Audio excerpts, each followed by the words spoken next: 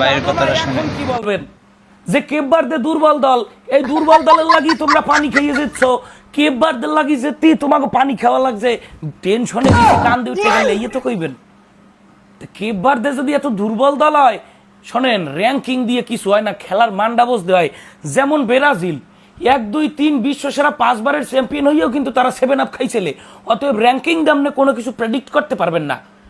দেখা গেছে ব্রাজিলের নাম দল কিন্তু 7 আপ খায়, আবার কেপ ভার্দের মতো দল ছোটখাটো দলও কিন্তু এই ধরনের বড় ধরনের কিছু দেখাই দিতে পারে বড় দলের সাথে। এই কেপ ভার্দে স্পেন কাটকাই দিছিল, এই কেপ ভার্দে কি পারে তাই বিশ্বকাপে তারা দেখাই দিচ্ছে। অতএব তাদেরকে ছোট করে দেখার কোনো উপায় নাই। যারা জ্ঞানী লিওনেল স্কলোনি তিনি আগেই বলে গেছে যে কেপ ভার্দে আমাদের একজন শক্তিশালী প্রতিপক্ষ, অথচ কিছু গিলোহীন এই কি কয় ওটারে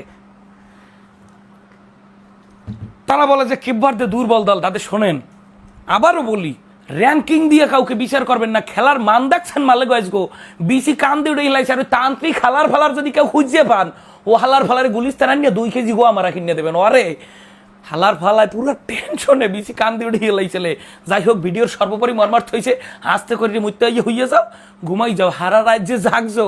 আরে পুরো 1.5 ঘন্টার ম্যাচ, এই যে 2.5 ঘন্টা বইয়ে শেষ হয়েছে, এই 2.5 ঘন্টা বইয়ে যে পরিমাণ দোয়ার তান্ত্রিক আর কালো জাদু করছেন, বাবা হাঁপাই গেছেন না? আস্তে করে 7 আপ খাও, শান্তিতে ঘুমাই যাও।